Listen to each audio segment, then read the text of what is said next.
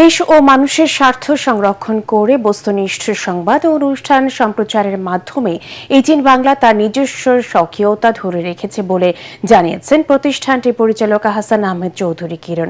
দেশের প্রথম বেসরকারি স্যাটেলাইট টেলিভিশন চ্যানেল এটিএন বাংলার ৩০ বছরে পদার্পণ উপলক্ষে হবিগঞ্জের চুনারুঘাটে চা জনগোষ্ঠী ও ক্ষুদ্র নৃগোষ্ঠীর পরিবেশনায় আয়োজিত অনুষ্ঠানে এসব কথা বলেন তিনি।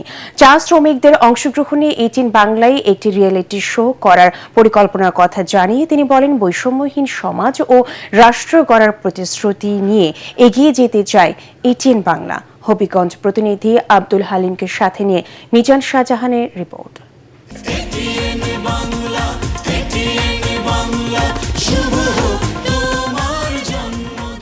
1997 সালের 15 জুলাই ডক্টর মাহফুজুর রহমানের হাত ধরে স্যাটেলাইট টেলিভিশনের যাত্রা শুরু হয় লাল সবুজের বাংলাদেশে। হাঁটি হাঁটি পা পা করে টেলিভিশনটি পদার্পণ করেছে 30 বছরে। টেকনাফ থেকে তেতুলিয়া, রূপসা থেকে পাথুরিয়া, শহর গ্রাম এমনকি বিদেশের মাটিতেও জনপ্রিয়তার তুঙ্গে এটিএন বাংলা সংবাদ। হবিগঞ্জের চুনারুঘাটের চা জনগোষ্ঠীরও ভালোবাসার চ্যানেল এটিএন বাংলা।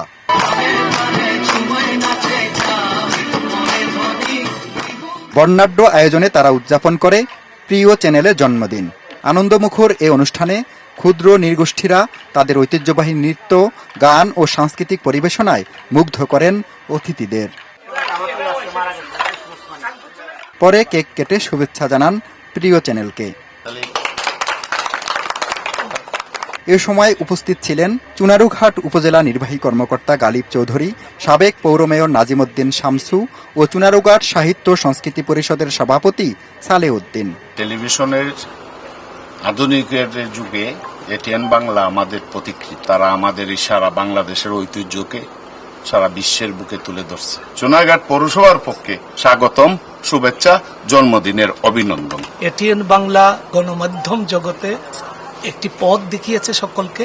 এটিএন বাংলার এই 30 বছর পূর্তিতে তারা যে অবিরাম বাংলার মুখ দেখাচ্ছে, এই জন্য তাদের প্রতি কৃতজ্ঞতা প্রকাশ করছি। এটিএন বাংলার 30 বছর পূর্তি উপলক্ষে প্রথমেই আমি এটিএন বাংলাকে ধন্যবাদ জানাচ্ছি এবং আরো বিশেষভাবে ধন্যবাদ জানাচ্ছি এই অনুষ্ঠান করার জন্য, আমাদের এই যে প্রাকৃতিক সৌন্দর্য বেষ্টিত এই চুনারুঘাট উপজেলাকে বেছে নেওয়ার জন্য। অনুষ্ঠানে প্রধান অতিথির বক্তব্যে এটিএন বাংলার পরিচালক হাসান আহমেদ চৌধুরী কিরণ বলেন, অসম প্রতিযোগিতায় লিপ্ত হয়ে সবার আগে দিতে গিয়ে অসত্য ও বিভ্রান্তিকর সংবাদ পরিবেশনে বিশ্বাসী নয় এটিএন বাংলা।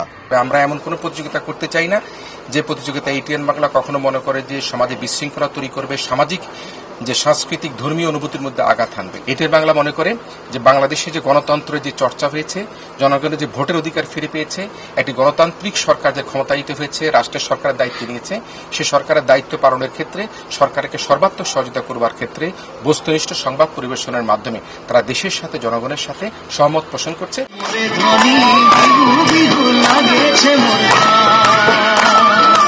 নানা সংস্কৃতিতে বিশ্বাসী বহু ভাষাভাষী মানুষ বসবাস করছে পাহাড়ি অঞ্চলের চা বাগানগুলোতে। তাদের সন্তানদের মাঝে লুকিয়ে রয়েছে অসংখ্য প্রতিভা। সেই প্রতিভা তুলে ধরতে উদ্যোগ নেবে এটিএন বাংলা।